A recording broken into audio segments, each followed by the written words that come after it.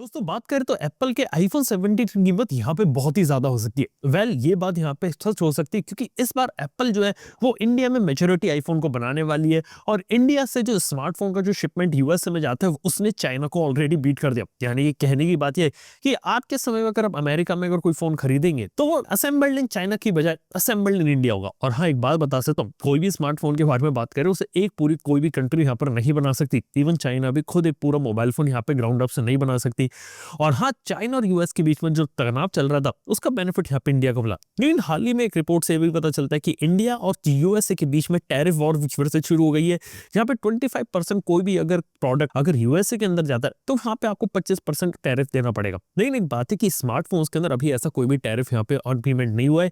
लेकिन अभी मीटिंग रखी गई है जिसके बाद पता चलेगा कि टैरिफ जो रहता है वो यहाँ पे कितना रहेगा, क्योंकि इंडिया से बन के जो प्रोडक्ट होता है वो यूएसए में जाएगा। लेकिन एक बात ये भी पता चलती है कि यहाँ पे यूएसए के अंदर जो आईफोन 17 की लाइनअप होगी उनकी कीमतों में यूएसए के अंदर लगभग $50 या फिर उससे भी ज्यादा का प्राइस हाइक हो सकता है। और इंडिया में बात करें तो यह आंकड़ा 5,000 से लेकर 10,000 जा सकता है। यस, एप्पल वाले आईफोन की कीमत को और ज्यादा बढ़ाने वाले और इसके मल्टीपल फैक्टर हैं।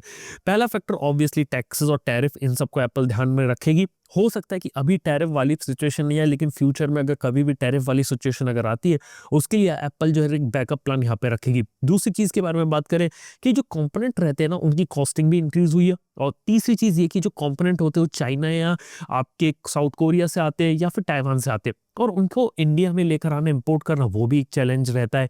और हाँ, चाइना से जब इंडिया में आएंगे और इंडिया के बाहर जाएंगे तो सीधी बात है कि एप्पल को इंडिया में आईफोन बनाना थोड़ा महंगा पड़ेगा, जिस कारण से एप्पल के आईफोन बनाने की जो कीमत रहेगी वो ज्यादा जाएगी और आईफोन की कीमत इस बार इंक्रीज होने वाली है। एप्पल एक ऐसी कंपनी रहती है कि आईफोन की कीमत अगर वो बढ़ाती है तो ग्लोबली हर जगह बढ़ाती है, और अगर वो यूएस में अगर अपने आईफोन की कीमत इंक्रीज करेंगे तो समझ जाना इंडिया में भी प्राइस हाइक होने वाला है। और अब खुद सोच के देखिए कि एप्पल का आईफोन जैसे हम ऑलरेडी इतना ज्यादा महंगा कहते हैं, ये और भी यहाँ पे ज्यादा महंगा हो सकता है। और अभी के समय में जो एस्टिमेशन चल रहा है वो 5,000 से लेकर 10,000 रुपए महंगा का चल रहा है।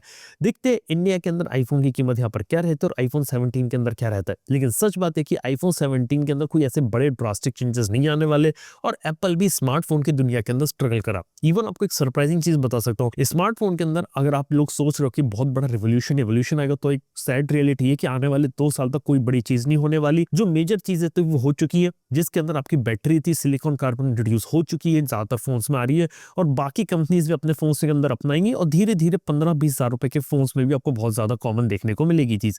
इसके अलावा सिलिकॉन कार्बन के बाद कैमरा के अंदर कुछ ऑप्टिक्स के अंदर इंप्रूवमेंट होंगे, डेट्स इट।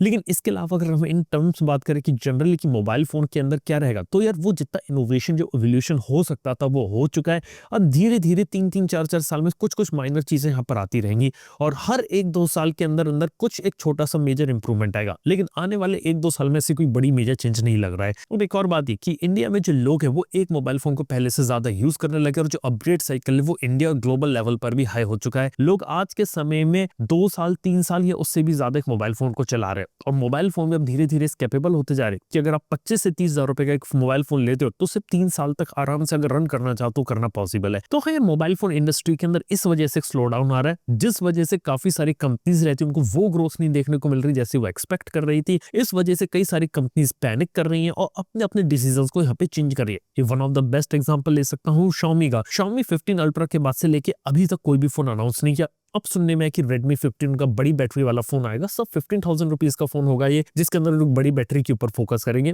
अच्छी बात है, लेकिन एक बात है कि Xiaomi के जो पुराने फोन थे जैसे Note 14 सीरीज थी वो इतनी ज्यादा नहीं बिकी। इस वजह से जो यूनिट रहती है उसका जो बैकलॉग होता है ना उसको क्लियर करने में टाइम लग रहा है, जिस कारण से Xiaomi को थोड़ी दिक्कत आई अभी। अब देखते हैं कि Xiaomi कमबैक यहाँ पे कैसा करती है। और हाँ, जो बैकलॉग वाली दिक्कत है कई सारी कंपनीज ने फेस करी, इंक्लूडिंग नथिंग हो गया, Realme हो गया। इवन Realme के बारे में भी बात बता सकता हूँ। Realme जैसी कंपनी भी अब अपने पोर्टफोलियो को स्लिम करने का प्लान कर रही है। उसने अब डिसाइड कर लिया है इंडिया में स्मार्टफोन के लॉन्चेस को कम करेंगे और अपनी P सीरीज और N सीरीज को निकालेंगे। एक सीरीज Amazon के लिए होगी, एक सीरीज फ्लिपकार्ट के लिए होगी। इसके साथ ही Realme ने ये भी डिसीजन लिया कि वो प्रीमियम कैटेगरी के अंदर ज्यादा से ज्यादा फोन बेचेंगे और Realme 15 Pro के साथ इसकी जो कीमत रहती है वो उसका अंदाजा आप यहाँ पे लगा सकते हैं। लेकिन एक देखने वाली बात इधर ये भी है, क्या जो Realme के अब जो नए फोन आते हैं क्या लोग जो हाई प्राइस पर रख के उसे एक्सेप्ट करेंगे कि नहीं करेंगे, ये एक देखने वाली बात रहेगी। देखते हैं फोन मार्केट के अंदर चेंजेस हो रहे हैं, कई सारी कंपनीज का जो स्टॉक रहता है वो उतना ज्यादा नहीं बिक रहा है, ना ही मोबाइल फोन के अंदर उतनी ज्यादा हाइप हो रही है, ना ही लोग मोबाइल फोन के अंदर अब उतना ज्यादा इंटरेस्ट दिखा रहे हैं। तो क्या एक बैड फेज है मोबाइल फोन इंडस्ट्री के लिए, या फिर कुछ बहुत ही बड़ा चीज होने वाली मोबाइल फोन इंडस्ट्री के अंदर?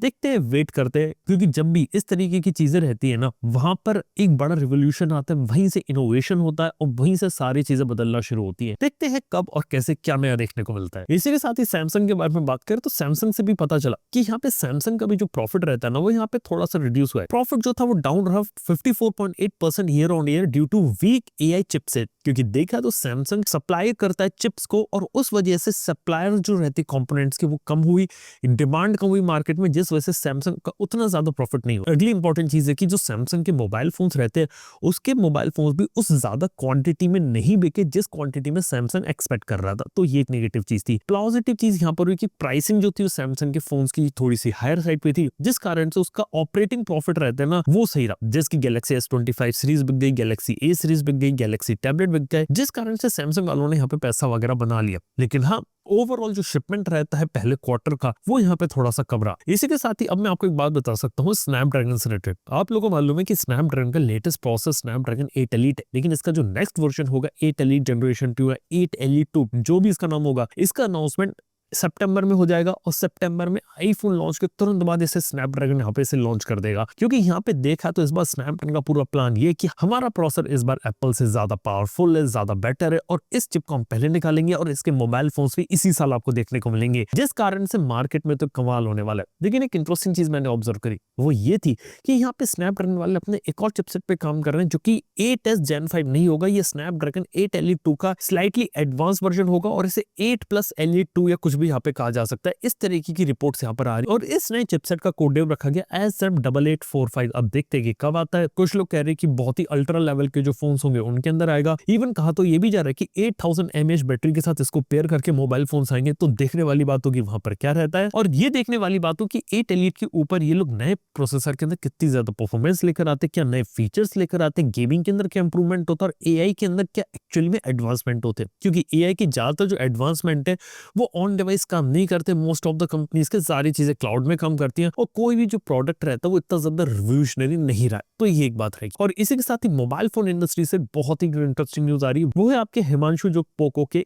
कंट्री हेड है इंडिया के। देखो, हिमांशु ने पोको के ब्रांड को बहुत अच्छे तरीके से स्टैब्लिश किया, क्योंकि जहां पे एक जमाने में ऐसा लग रहा था कि यार पोको के फोन्स बिल्कुल ही सही नहीं है, लगातार मदरबोर्ड के इश्यूज आ रहे थे, वहां से पोको को अच्छे तरीके से खड़ा करना, पिछले कुछ सालों में पोको को एक अच्छा ब्रांड बनाना, इवन OnePlus से भी आगे ले जाना पोको को, क्योंकि इंडिया में OnePlus से ज्यादा फोन्स पोको यहाँ पे निकाल देता है। लेकिन अब रिपोर्ट किया पता चलता है कि हिमांशु जो पोको को छोड़ रहे हैं और CMF बाय नथिंग को ज्वाइन कर रहे हैं। ऑफिशियली हिमांशु की तरफ से कोई कंफर्मेशन नहीं है, उनके लिंक्डइन पे कोई अपडेट नहीं है, कहीं भी कुछ ऐसी इंफॉर्मेशन देखने को नहीं मिल रही। तो समझ ना आना चाहिए कि अभी के समय में शायद ये रूमर वगैरह हो सकता है, लेकिन मैंने पीछे पता करने की कोशिश करी तो पता चलता है कि हाँ, ये चीज सच है और हिमांशु ने शायद रिजाइन कर दिया। वो अभी नोटिस पीरियड पर है पोको के अंदर, और जब उनका नोटिस पीरियड खत्म हो जाएगा, जब सारी फॉर्मेलिटीज खत्म हो जाती है, उसके बाद अच्छे तरीके से लोग अनाउंस करेंगे हिमांशु ने CMF बाय नथिंग ज्वाइन करिए और होपफुली वो शायद ग्लोबल हेड बनेंगे CMF ब्रांड का। क्योंकि नथिंग कंपनी ने क्या किया कि CMF की जो टोटल ब्रांडिंग होती है, जो मार्केटिंग टीम होती है ना, उसे इंडिया में शिफ्ट कर दिया और इस वजह से CMF ब्रांड के लिए ग्लोबल हेड और ग्लोबल फेस चाहिए, जो इंडिया के अंदर भी अच्छे तरीके से लोग उसे रिकॉग्नाइज करें,